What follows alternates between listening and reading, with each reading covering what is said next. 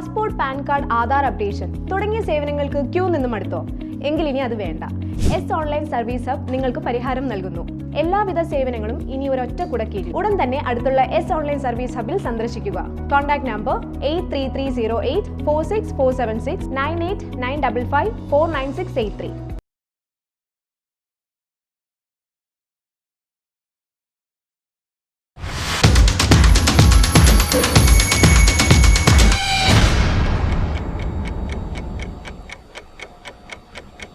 നമസ്കാരം. ഇന്ന് നമ്മോടൊപ്പമുള്ളത് കുമ്പളങ്ങി പഞ്ചായത്തിൻ്റെ വൈസ് പ്രസിഡൻറ്റും കോൺഗ്രസിൻ്റെ നേതാവുമായ ശ്രീ പി എസ് സഗീറാണ്. സ്വാഗതം. ഇപ്പോൾ താങ്കൾ കുമ്പളങ്ങി പഞ്ചായത്തിൻ്റെ വൈസ് പ്രസിഡൻ്റായിട്ട് 5 വർഷം പൂർത്തീകരിക്കാൻ പോകുന്നു. ഇനി ഏതാനും മാസങ്ങൾ കഴിഞ്ഞാൽ 5 വർഷമാകും. ഈ 5 വർഷം അല്ലെങ്കിൽ ഇപ്പോൾ ഈ കഴിഞ്ഞ ഈ ഒരു ടൈമിൽ ഉണ്ടായ അനുഭവങ്ങൾ സംബന്ധിച്ച് എന്തൊക്കെയാണ് പറയാനുള്ളത്? കുമ്പളങ്ങി ഗ്രാമപഞ്ചായത്തിൽ വൈസ് പ്രസിഡൻ്റായി കഴിഞ്ഞ ലിജ തോമസ് ബാബുവിൻ്റെ നേതൃത്വത്തിലുള്ള ഭരണസമിതിയാണ് ആദ്യം അധികാരത്തിൽ വന്നത്. ആ അധികാരത്തിൽ വന്ന അന്ന് തൊട്ട് കഴിഞ്ഞ 3 കൊല്ലം വളരെയധികം ഒട്ടേറെ വികസന പ്രവർത്തനങ്ങൾക്ക് നേതൃത്വം കൊടുത്ത ഒരു കുമ്പളങ്ങി പഞ്ചായത്താണ് നമ്മുടെ പഞ്ചായത്ത്. അതിൽ എറണാകുളം ജില്ലയിൽ തന്നെ 82 പഞ്ചായത്തിൽ ഏറ്റവും നല്ല പഞ്ചായത്തായിട്ട് മാറി. അതുപോലെ തന്നെ കേരള കൗമുദി ജീവൻ രത്ന അവാർഡ് ഏറ്റവും നല്ലൊരു പഞ്ചായത്തിന് കുമ്പളങ്ങി ഗ്രാമപഞ്ചായത്ത് തിരഞ്ഞെടുത്തു. അതുപോലെ തന്നെ ഒട്ടേറെ CSR ഫണ്ടും വികസന രംഗത്തും ക്ഷേമപ്രവർത്തനത്തിനും വിദ്യാഭ്യാസ രംഗത്തും ജനങ്ങൾക്ക് ഉപകാരപ്രദമായിട്ടുള്ള ഏത് പ്രവർത്തനത്തിനും നേതൃത്വം കൊണ്ട് മുന്നോട്ട് പോയ ഒരു പഞ്ചായത്താണ്. താങ്കൾ പറഞ്ഞു വരുന്നത്, താങ്കളിപ്പോൾ ഈ 3 വർഷക്കാലത്തെ പിന്നെ വികസന പ്രവർത്തനങ്ങളും നേട്ടങ്ങളുമാണല്ലോ പറയുന്നത്. അത് 3 വർഷം കഴിഞ്ഞപ്പോൾ പിന്നെ എന്ത് സംഭവിച്ചു കുമ്പളങ്ങി പഞ്ചായത്തിന്? അത് കണ്ടിന്യൂഷൻ പർപ്പസാണ്. സ്വാഭാവികമായിട്ട് പിന്നീട് സൂസൻ ജോസഫിൻ്റെ നേതൃത്വത്തിൽ പാർട്ടിയുടെ ഒരു തീരുമാനമുണ്ടായി. 3 കൊല്ലവും 2 കൊല്ലവും സൂസൻ ജോസഫിൻ്റെ നേതൃത്വത്തിൽ അദ്ദേഹം പ്രസിഡൻ്റാവുകയും പിന്നീടുള്ള ഭരണം. പക്ഷേ പിന്നീടുള്ള വികസന പ്രവർത്തനങ്ങൾ എന്നെ സംബന്ധിച്ചിടത്തോളം നമുക്കത്ര ആക്റ്റീവായിട്ട് തോന്നിയ ഒരു കാലഘട്ടത്തിലേക്കാണ് പോയത്. കാര്യം ഒത്തിരി ഫണ്ടുകൾ 3 കൊല്ലം ഉണ്ടായ ആ ഒരു ഊർജ്ജസ്വലത പിന്നീട് ഉണ്ടായില്ല. പിന്നീട് കുറച്ച് കുറവുണ്ടായി. കാര്യം നമുക്ക് ഫണ്ടുകൾ കിട്ടുന്നില്ല. ഫണ്ട് ഉണ്ടെങ്കിലല്ലേ ഊർജ്ജസ്വലതയുള്ളൂ. ഫണ്ടുകൾ CSR ഫണ്ട് അതുപോലെയുള്ള മറ്റുള്ള MLA ഫണ്ട് MP ഫണ്ടുകളൊക്കെ വരുമ്പോഴാണ് നമ്മളൊരു വികസനം എന്ന് പറയുന്നത്. പക്ഷെ പിന്നീടുള്ള ഒരു ഫണ്ടുകളൊന്നും ഇല്ലാത്തത് കൊണ്ട് 1 കൊല്ലമായിട്ട് യാതൊരുവിധ ഫണ്ടും അപ്പോൾ നിലവിലെ പഞ്ചായത്ത് പ്രസിഡന്റ് ഇടപെടുന്നില്ല എന്നാണ് താങ്കൾ പറഞ്ഞു വരുന്നത്? അല്ല, ഇടപെടുന്നില്ല എന്നല്ല, അത് ഞാനും കൂടി ഉത്തരവാദിയാണല്ലോ. പ്രസിഡന്റും വൈസ് പ്രസിഡന്റും ഞങ്ങൾ തുല്യ ഉത്തരവാദികളാണ്. പക്ഷേ ഫണ്ടുകൾ വന്നില്ല. അതിന് കാരണം എന്താണെന്ന്? കാരണം നമ്മൾ റിക്വസ്റ്റ് കൊടുത്തിട്ട് പോലും യാതൊരു ഫണ്ടും MP ആണെങ്കിലും MP-യുടെ ഫണ്ട് ഏകദേശമൊക്കെ MP ഒത്തിരി CSR ഫണ്ടും ഒത്തിരി ഫണ്ടുകൾ ചെയ്തിട്ടുള്ള ഒരു വ്യക്തിയാണ്.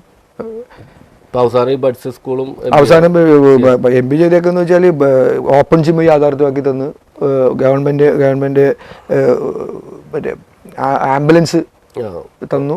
അതുകൂടാതെ ബഡ്സ് സ്കൂളിൻ്റെ വണ്ടി തന്നു. അങ്ങ് കളിക്കളത്തിന് വേണ്ടി 25 ലക്ഷം രൂപ അനുവദിച്ചു. പിന്നെ എൻ്റെ വാർഡിൽ തന്നെ വലിയൊരു അംഗൻവാടി CSR ഫണ്ട് കൊണ്ട് യാഥാർത്ഥ്യമാക്കി. അതെല്ലാം നമുക്കറിയാം. പഞ്ചായത്തിന് ഫണ്ടുകൾ കുറവാണ്. ഇതുപോലെയുള്ള തനത് ഫണ്ട് കുറവാണ്. ആ തനത് ഫണ്ടുകളും മറ്റുള്ള പ്ലാൻ ഫണ്ട് ആണെങ്കിലും സെൻട്രൽ ഗവൺമെന്റിന്റെ ഫണ്ടാണെങ്കിലും അത് ഇതിനെ വിനിയോഗിക്കാൻ പാടുള്ളൂ എന്നുണ്ട്. നിഷ്കർഷമുള്ളതുകൊണ്ട് ബാക്കിയുള്ള ഒരു ബാലൻസ് ചെയ്യാൻ നമുക്ക് പറ്റില്ല. CSR ഫണ്ട് വെച്ചിട്ടാണ് നമുക്ക് ബാലൻസ് ചെയ്യാൻ മാത്രമേ ചെയ്യാൻ പറ്റുള്ളൂ. പക്ഷേ ഞാൻ നേരത്തെ പിന്നെ ശ്രീ സഗീർ പറഞ്ഞ അതിൽ നിന്ന് തന്നെ ഞാൻ വീണ്ടും ആരംഭിക്കുകയാണ്. 3 വർഷക്കാലം കൊണ്ട് പിന്നെ കുമ്പളങ്ങി പഞ്ചായത്തിനെ എറണാകുളം ജില്ലയിലെ മികച്ച പഞ്ചായത്തുകളിൽ ഒന്നാക്കി മാറ്റാൻ കഴിഞ്ഞെങ്കിൽ ഇപ്പോൾ അതിനുശേഷം പഞ്ചായത്തിൻ്റെ ഗ്രാഫ് താഴോട്ട് പോയിട്ടുണ്ടോ? സമീപ പഞ്ചായത്തിനെ അപേക്ഷിച്ച് ഇപ്പോഴും കുമ്പളങ്ങി പഞ്ചായത്ത്, കുമ്പളം പഞ്ചായത്തും ചെല്ലാനം പഞ്ചായത്തും ഒക്കെ അതിനെക്കാട്ടി സമീപിച്ചിട്ട് കുമ്പളങ്ങി പഞ്ചായത്ത് ഇപ്പോഴും നല്ല രീതിയിൽ തന്നെ ഞങ്ങൾ പോകുന്നുണ്ട്. വേണത്തെ വികസന പ്രവർത്തനങ്ങൾ നടത്തുവാനാണ് ഈ 1 കൊല്ലമായിട്ട് ഞങ്ങൾക്ക് സാധിച്ചിട്ടില്ല. ഞാൻ ചോദിക്കുന്നത്, ഒരു വൈസ് പ്രസിഡന്റ് എന്ന നിലയിൽ ധനകാര്യ സ്റ്റാൻഡിംഗ് കമ്മിറ്റി കൈകാര്യം ചെയ്യുന്ന ഒരാളാണല്ലോ വൈസ് പ്രസിഡന്റ്. ആ വൈസ് പ്രസിഡന്റ് എന്ന നിലയിൽ എന്തുകൊണ്ടിട്ടാണ് അങ്ങനെ നമുക്ക് വരാത്തത്? ഇനി നമ്മളോ പഞ്ചായത്തിനോട് പിന്നെ ജനപ്രതിനിധികൾക്കും CSR ഫണ്ട് അല്ലെങ്കിൽ സ്ഥാപനങ്ങൾക്കും വല്ല അതൃപ്തി ഉണ്ടായിട്ടുണ്ടോ? ഇല്ല, അങ്ങനെയല്ല. നമുക്ക് CSR ഫണ്ടൊക്കെ തന്നെ നമ്മുടെ MP ആണ്. ഹൈബി ഈഡൻ MP ആണ് ഇതുമായി ബന്ധപ്പെട്ടുകൊണ്ട് എല്ലാ ഫണ്ടും നമുക്ക് തന്നേക്കുന്നത്. വേറൊരു ഫണ്ടും നമുക്കില്ല. ഹൈബീഡിനെ സംബന്ധിച്ചോളം 26 പഞ്ചായത്തുണ്ട്, മുനിസിപ്പാലിറ്റി ഉണ്ട്, കൊച്ചിൻ കോർപ്പറേഷൻ ഉണ്ട്. എന്നിരുന്നാൽ പോലും അദ്ദേഹം കുമ്പളങ്ങിയിലെ വളരെ നല്ല രീതിയിലുള്ള സാഗി പദ്ധതി, സെൻസസ് ആദർശ് ഗ്രാമയോജന എന്ന സാഗി പദ്ധതിയിലൂടെ കുമ്പളങ്ങിയെ സെൻട്രലിലേക്ക് അറിയിക്കുകയും അതിൽ നിന്നും പുരസ്കാരം കിട്ടിയതുമാണ്.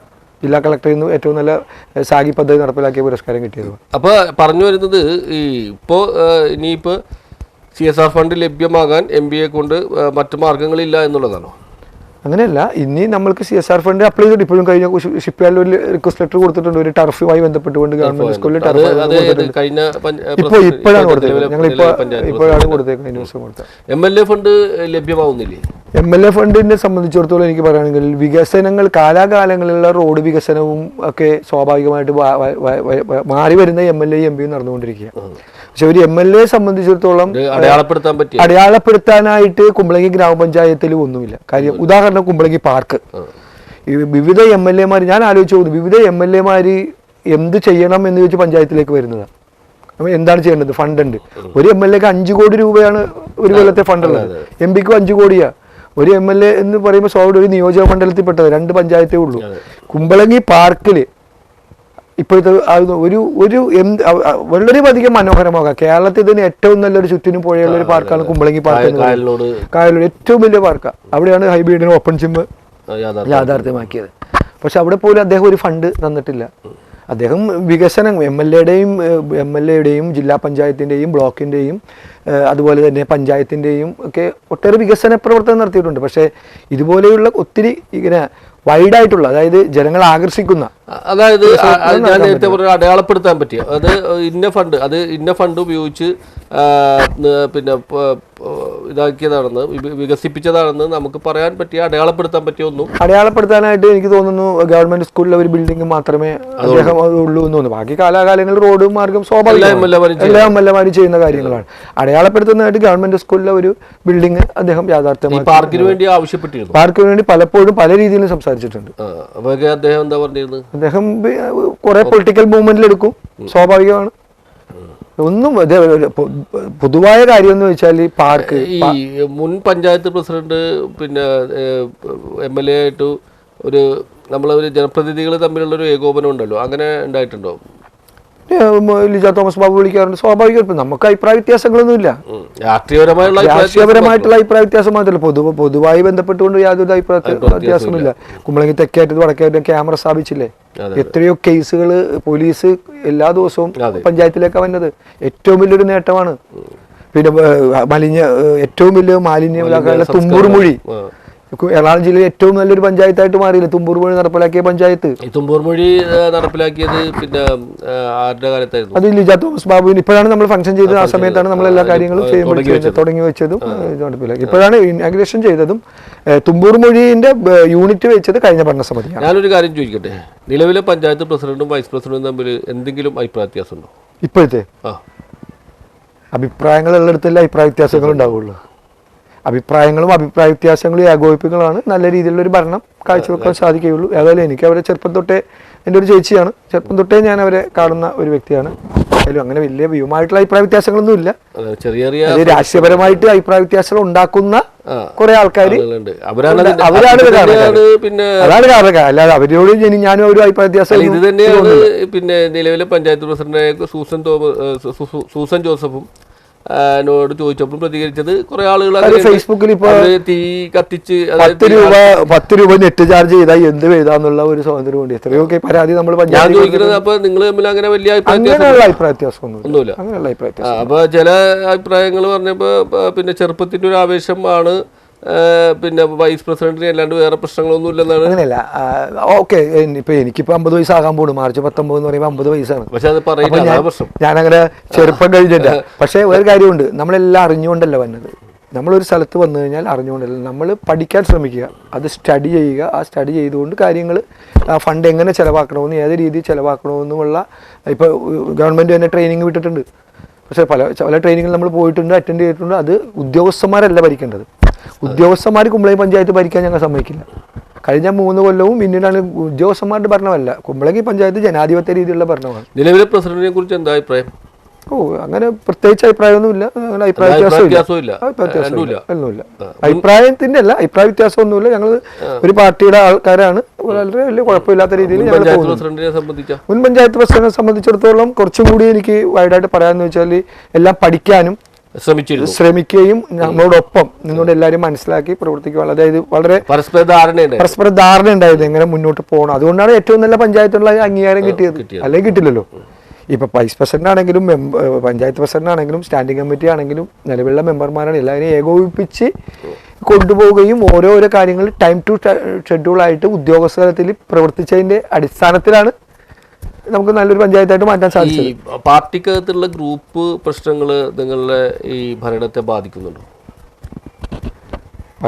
കോൺഗ്രസ് പാർട്ടിയിൽ ഗ്രൂപ്പ് ഉണ്ടല്ലോ, സ്വാഭാവികമുണ്ട്. പക്ഷെ ഭരണത്തിൽ നിന്നൊന്നും അങ്ങനെ ബാധിക്കുകയൊന്നുമില്ല. കാരണം ഒരു ഹൈപ്പവർ കമ്മിറ്റി കുമ്പളങ്ങിയിലുണ്ട്, സ്വാഭാവികമായിട്ട് അവരാണ് ഈ പഞ്ചായത്ത് നിയന്ത്രിക്കുന്നത്. അപ്പോൾ സ്വാഭാവികമായിട്ട് എന്തെങ്കിലും ഉണ്ടെങ്കിൽ അവരോട് ചോദിച്ചുകൊണ്ട് അവരുടെ പ്രവർത്തനത്തിൻ്റെ ഫലമായിട്ടാണ് മുൻ ഗ്രാമപഞ്ചായത്ത് CMBC പ്രവർത്തനമൊക്കെ ഇതിൻ്റെ അകത്ത് വലിയൊരു ഘടകം തന്നെയാണ്. ഓരോ പ്രവർത്തനം കഴിഞ്ഞ വർഷങ്ങളിലൊക്കെ ഒട്ടേറെ പ്രവർത്തനങ്ങൾ നടപ്പിലാക്കിയത് അദ്ദേഹത്തിൻ്റെയും കൂടി ഒരു വലിയൊരു അഡ്വൈസൊക്കെ ഉണ്ട്. പിന്നെ മണ്ഡലം പ്രസിഡന്റ് ശ്രീ ജോൺ അലോഷ്യസ് മാളാട്ടൊക്കെ വളരെ ക്രിയാത്മകമായിട്ടുള്ള പ്രവർത്തനങ്ങൾ കാഴ്ചവെച്ചതിൻ്റെ അടിസ്ഥാനത്തിലാണ് പഞ്ചായത്ത് മുന്നോട്ട് പോകുന്നത്. ഈ സഗീർ, കുമ്പളങ്ങിയെ സംബന്ധിച്ചിടത്തോളം മുസ്ലിം കമ്മ്യൂണിറ്റിയിൽ നിന്നാണല്ലോ സഗീർ വരുന്നത്. മുസ്ലിം കമ്മ്യൂണിറ്റിക്ക് അത്ര പ്രാധാന്യമില്ലാത്ത സ്ഥലമാണ് കുമ്പളങ്ങി. അങ്ങനെ വലിയ ഒരു നമുക്ക് എടുത്തു പറയാം വലിയ വോട്ട് ബാങ്കോ മറ്റു കാര്യങ്ങളോ ഒന്നുമില്ലാത്ത ഒരു പ്രദേശമാണ് കുമ്പളങ്ങി. പക്ഷെ അവിടെ നിന്നാണ് താങ്കളെപ്പോലെ ഒരാൾ വരികയും മത്സരിക്കുകയും ഏറ്റവും കൂടുതൽ വോട്ടിന് വിജയിക്കുകയും തുടർന്ന് പഞ്ചായത്തിൻ്റെ വൈസ് പ്രസിഡൻ്റായി മാറുകയും ചെയ്തത്. അപ്പോൾ കുമ്പളങ്ങി പഞ്ചായത്തിലെ ജനങ്ങളെ സംബന്ധിച്ചിടത്തോളം മറ്റൊന്നും ചിന്തിക്കാത്ത, മറ്റ് ജാതിപരമായിട്ടോ മറ്റു കാര്യങ്ങളോ ഒന്നും ചിന്തിക്കാത്തൊരു ജനതയാണ് എന്നുള്ളതല്ലേ അത് തെളിയിക്കുന്നത്? 100%. എന്നെപ്പോലെയുള്ള ഒരു വ്യക്തി, കാര്യം കോൺഗ്രസ് എന്ന പാർട്ടി നമ്മുടെ മതേതരത്വ പാർട്ടിയാണ്, എല്ലാ മതങ്ങളെയും ഒരുമിച്ച് കൊണ്ടുപോകുന്ന ഒരു പാർട്ടി ആയതുകൊണ്ടാണ് ഞാൻ ആ പാർട്ടിയിൽ വിശ്വസിക്കുകയും ആ പാർട്ടിയിൽ പ്രവർത്തിക്കുകയും ചെയ്തത്. കഴിഞ്ഞ നീണ്ട 32 വർഷം, അതായത് 14ാമത്തെ വയസ്സിൽ 13ാമത്തെ വയസ്സ് എംബിറ്റേഴ്സിൽ KSUവിൽ തുടങ്ങിയ രാഷ്ട്രീയം ഈ നിമിഷം വരെ പൊളിറ്റിക്കൽ മൂവ്മെൻറ്റിൽ മുന്നോട്ട് പോകുന്നുണ്ട്. കുമ്പളങ്ങിക്കാരെന്ന് എന്നെ ജാതിപരമായിട്ട് ആരും കണ്ടിട്ടില്ല. ഞാനൊരു മുസ്ലിം സമുദായത്തിൽപ്പെട്ടതാണ്. ഏകദേശം 60ഓളം കുടുംബങ്ങളെ കുമ്പളങ്ങിയിലുള്ളൂ. എൻ്റെ വാർഡിൽ തന്നെ ആകെ വോട്ട് ലിസ്റ്റിൽ 7 വോട്ടേ ഉള്ളൂ. 7 വോട്ടിൽ അങ്ങനെ വന്നതിന് 1 വോട്ടേ എനിക്ക് കിട്ടുള്ളൂ, എൻ്റെ ഭാര്യയുടെ വോട്ടേ കിട്ടുള്ളൂ. 2 വോട്ട് CITUവിൽ വർക്ക് ചെയ്യുന്ന തൊഴിലാളികളുടെ ഫാമിലികളാണ്. പക്ഷെ എന്നെ ജാതിപരമായിട്ട് എന്നെ ഒരാളും കണ്ടിട്ടില്ല, ഞാൻ കാണാൻ അനുവദിക്കുകയില്ല. കാര്യം ഞാൻ എല്ലാവരും ഒരേ ലെവലിൽ മുന്നോട്ട് പോവുക. അതിൻ്റെ ഒരു അടിസ്ഥാനത്തിലാണ് എറണാകുളം ജില്ലയിൽ തന്നെ ഏറ്റവും വലിയൊരു ഭൂരിപക്ഷം 1300 ചില്ലാന വോട്ട് പോൾ ചെയ്തപ്പോൾ 800 ചില്ലാന വോട്ട് എനിക്ക് കരസ്ഥമാക്കാൻ സാധിച്ചു. പിന്നെ കുറച്ച് വിഘടനവാദികൾ എല്ലാത്തിലും ഉണ്ട്, എങ്ങനെയെങ്കിലും പൊട്ടിക്കാൻ വേണ്ടിയിട്ട് ഒട്ടേറെ കാര്യങ്ങൾ ചെയ്തു.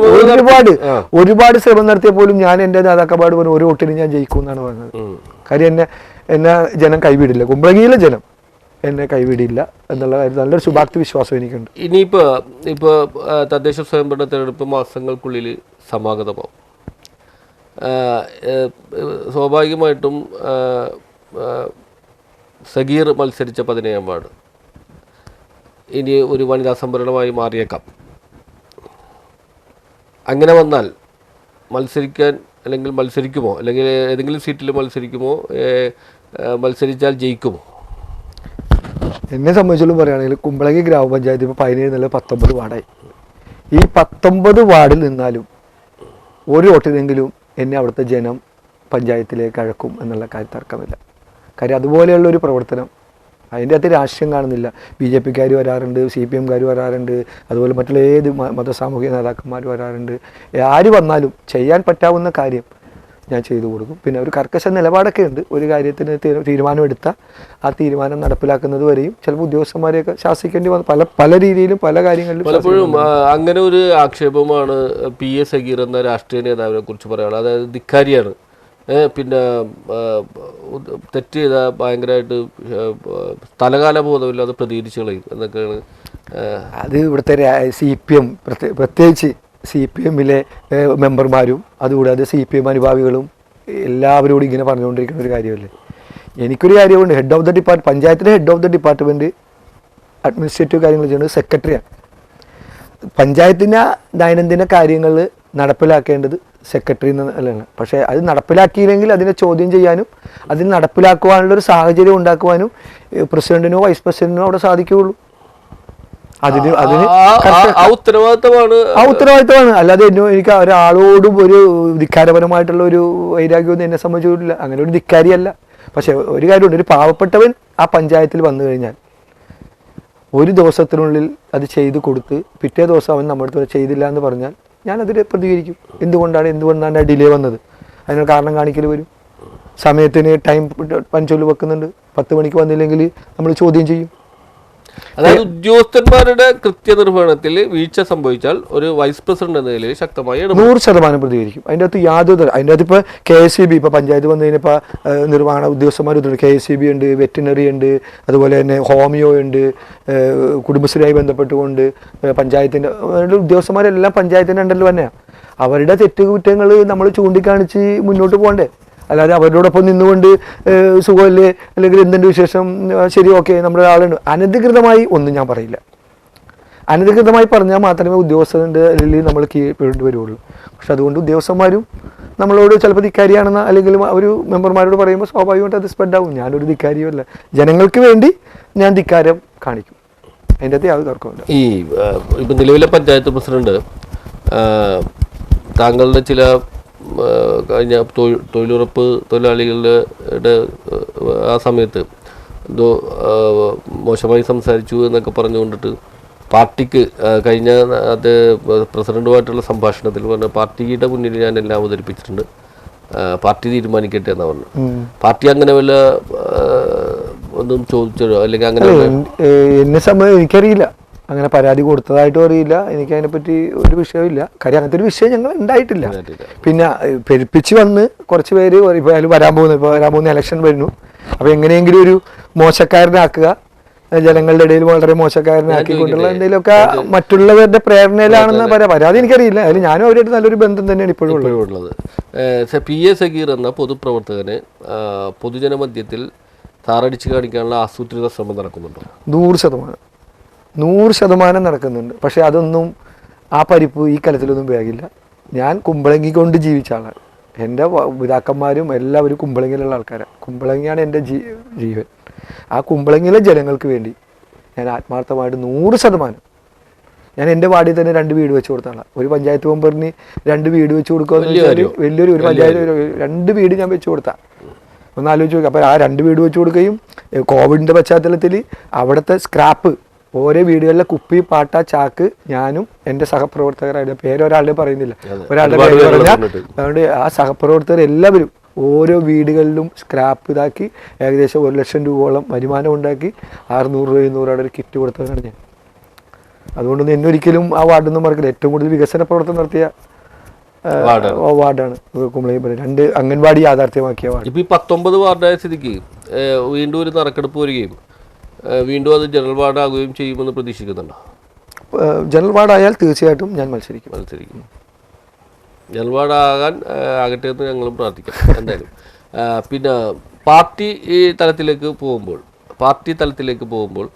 പാർട്ടിയുടെ ഒരു ഈ കൊച്ചി സൗത്ത് ബ്ലോക്ക് കമ്മിറ്റിയുടെ വൈസ് പ്രസിഡന്റാണ് PA സഗീർ.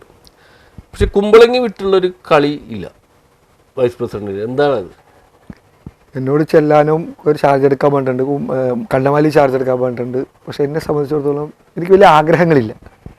അതായത് ആ പ്രദേശം വിട്ട് പുറത്തേക്ക് വരണമെന്ന് വലിയ ആഗ്രഹങ്ങളില്ല. ആഗ്രഹങ്ങളുള്ളവർക്കാണ് കുറച്ച് എല്ലാം ആകണമെന്നുള്ള ആഗ്രഹങ്ങളുള്ളത്. എനിക്ക് ഏതായാലും ഞാൻ യൂത്ത് വെൽഫെയർ ബോർഡിൻ്റെ ബോർഡ് മെമ്പറായിരുന്നു, 20 കൊല്ലം സർവീസ് കോപ്പറേറ്റീവ് ബോർഡ് മെമ്പറായിരുന്നു, പിന്നെ BSNL അഡ്വൈസറി ബോർഡ് മെമ്പറായിരുന്നു, പഞ്ചായത്ത് മെമ്പറായി, പഞ്ചായത്ത് വൈസ് പ്രസിഡൻ്റായി.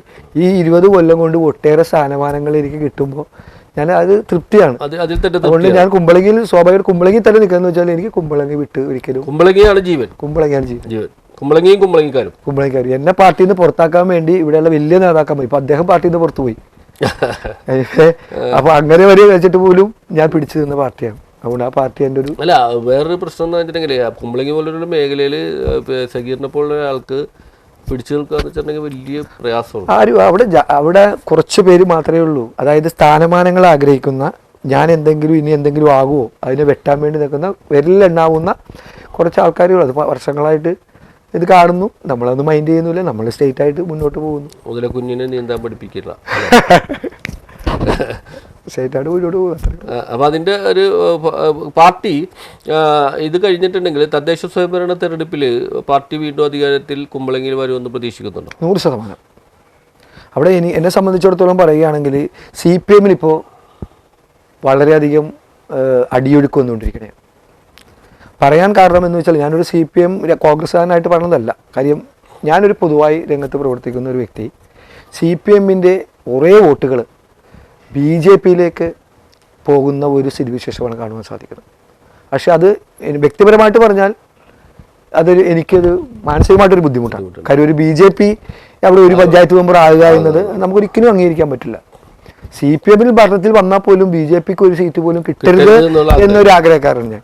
പക്ഷേ നിർഭാഗ്യവശാൽ CPMൻ്റെ വളരെയധികം അടിയൊഴുക്കുകൾ അവിടെ വരുന്നുണ്ട്. അതെന്തുകൊണ്ടിട്ടാണ് BJPയിലേക്ക് പോകുന്നത്, കോൺഗ്രസിലേക്ക് എത്താത്തത്? കോൺഗ്രസിൽ വരുന്നുണ്ട്, പക്ഷെ കൂടുതലായിട്ടും BJPയിലേക്ക് പോകുന്ന ഇതാണ് ഞാൻ അവിടെ എൻ്റെ ഒരു കണക്ക് കൂട്ടല്. കോൺഗ്രസ് അത് തടയിടേണ്ടത് കോൺഗ്രസ് അല്ലേ? കാരണം BJPയിലേക്ക് CPIMൽ നിന്നോ അല്ലെങ്കിൽ മറ്റേതെങ്കിലും ഇടതുപക്ഷ പാർട്ടികളിൽ നിന്നോ BJPയിലേക്കുള്ള ഒഴുക്ക് തടയാൻ ഉത്തരവാദിത്തപ്പെട്ട പ്രസ്ഥാനമല്ലേ? 100% ഞാൻ കോൺഗ്രസിന്റെ മണ്ഡലം പ്രസിഡന്റ് ശ്രീ ജോൺ അലോഷ്യസ് മാളന്നൂർ പറയുകയും ഞങ്ങൾ പല വീടുകളും സന്ദർശിക്കുകയും ചെയ്തിട്ടുണ്ട്. പല വീടുകളും ഞങ്ങൾ ഈ ഇടയ്ക്ക് പല വീടുകൾ സന്ദർശിച്ച് കഴിഞ്ഞപ്പോൾ അവർ നമുക്ക് അനുകൂലമായിട്ടുള്ളൊരു നടപടിയാണ് സ്വീകരിച്ചത്. ഞങ്ങൾ അതിനെ തടയിടാൻ വേണ്ടി മണ്ഡലം പ്രസിഡന്റ് നേതൃത്വത്തിൽ ഞങ്ങൾ മുന്നോട്ട് പോകുന്നുണ്ട്. ഈ വരുന്ന നിയമസഭാ തിരഞ്ഞെടുപ്പ് ഇത് കഴിഞ്ഞാൽ പിന്നെ ഒട്ടും വൈകാതെ തന്നെ നിയമസഭാ തിരഞ്ഞെടുപ്പ് 2026 പകുതിയോടെ തന്നെ ഉണ്ടാവും. അങ്ങനെ വന്നു കഴിഞ്ഞാൽ കഴിഞ്ഞ നിയമസഭാ തിരഞ്ഞെടുപ്പിൽ KJ മാക്സി MLAക്ക് വലിയ തരത്തിൽ വോട്ട് നമ്മൾ പ്രതീക്ഷിക്കാത്തതിനേക്കാൾ കൂടുതൽ വോട്ട് അവിടെ നിന്ന് ലഭ്യമായിട്ടുണ്ട്. ഇത്തവണ അതിലൊന്നും വ്യത്യാസം ഉണ്ടാവും? ഈ പ്രാവശ്യം ഒരു ബുദ്ധിമുട്ടും ഉണ്ടാവില്ല. കോൺഗ്രസ് വൻ ഭൂരിപക്ഷത്തോട് ജയിക്കും. ഞങ്ങൾ ഒറ്റക്കെട്ടായിട്ട് നിൽക്കും. ഞങ്ങളുടെ ഒരു അഭിപ്രായ വ്യത്യാസമാണ്, ഞങ്ങളുടെ ഒരു പല മേഖലകളിലും പല ഘടകങ്ങളിലും പ്രശ്നങ്ങളാണ് അദ്ദേഹം ജയിക്കാൻ തന്നെ കാരണം. കാര്യം വെറും 1000 വോട്ടിനാണ് ഡൊമിനിക് പ്രസന്റേഷനിൽ നിന്നും ജയിക്കുന്നത്. അത് ഞങ്ങളുടെ 8,000 വോട്ട് അന്ന് ലീനസ് KJ ലീനസ് പിടിച്ചതുകൊണ്ടാണ്. ഇപ്പോൾ CPI ഇപ്പോൾ രണ്ടാമത് KJ മാക്സി മത്സരിച്ചപ്പോൾ 20,000 വോട്ടാണ് 2020 പിടിച്ചത്. 20,000 വോട്ടിലാണ് മാക്സി ജയിക്കുന്നത്. ഇവിടെ കോൺഗ്രസിന് ഒരിക്കലും ഒരു അധപ്പതനം കൊച്ചി നിയോജക മണ്ഡലത്തിൽ സംഭവിച്ചിട്ടില്ല. 100% അടിയായിട്ട്. പിന്നെ കൊച്ചിക്ക് ഒരു കൊച്ചിക്കാരൻ മത്സരിക്കാനില്ലാത്ത കോൺഗ്രസിൽ കൊച്ചിക്കാർ ഒത്തിരി ഉണ്ട്. സീറ്റ് നേതൃത്വം ആ വിഷയത്തുമായി ബന്ധപ്പെട്ട് നേതൃത്വം തീരുമാനിക്കണം. അല്ല, ഒരു കാര്യമുണ്ട്. എൻ്റെ വ്യക്തിപരമായിട്ടുള്ള ആഗ്രഹം കൊച്ചിയിൽ കോൺഗ്രസിൽ ഒട്ടേറെ യുവജനങ്ങളും ഉണ്ട്, അതുപോലെ തന്നെ വലിയ നേതാക്കന്മാരും ഉണ്ട്. അത് ജാതിപരമായിട്ടൊന്നും ആണെങ്കിൽ പോലും എല്ലാ ഘടകങ്ങളിലും ആൾക്കാരുണ്ട്. പക്ഷെ കൊച്ചി സീറ്റ് കൊച്ചിക്കാർക്ക് തന്നെ കൊടുക്കണം എന്നാണ് എൻ്റെ വ്യക്തിപരമായ അഭിപ്രായം. അത് ഞാൻ വരാൻ പോകുന്ന നിയമസഭയിൽ വളരെ വ്യക്തമായിട്ട് ഞാൻ എൻ്റേതായിട്ടുള്ള ഒരു കാര്യം ഞാൻ അവരെ ബോധിക്കും. ഇപ്പം എന്തായാലും കുറേ അധികം കാര്യങ്ങൾ സഗീർ പറഞ്ഞു. കൂടുതൽ എന്തെങ്കിലും പറയാനുണ്ടോ സഗീറിന്? കൂടുതലായിട്ടൊന്നും പറയാനില്ല. ഏതായാലും പ്രത്യേകിച്ച് എനിക്ക് ഒന്നും പറയാനില്ല. അപ്പോൾ ഏതായാലും വരുന്ന തദ്ദേശ സ്വയംഭരണ തെരഞ്ഞെടുപ്പിലും മത്സരിക്കുവാൻ കഴിയട്ടെ, വിജയിച്ച് കയറട്ടെ, പഞ്ചായത്ത് പ്രസിഡന്റ് പദവി വരെ എത്തട്ടെ എന്നാണ് ഞങ്ങൾ ആഗ്രഹിക്കുന്നത്. അതിനുവേണ്ടി എല്ലാ പ്രാർത്ഥനയും ഉണ്ടാവും, ആശംസകളും ഉണ്ടാവും. Okay, thank you.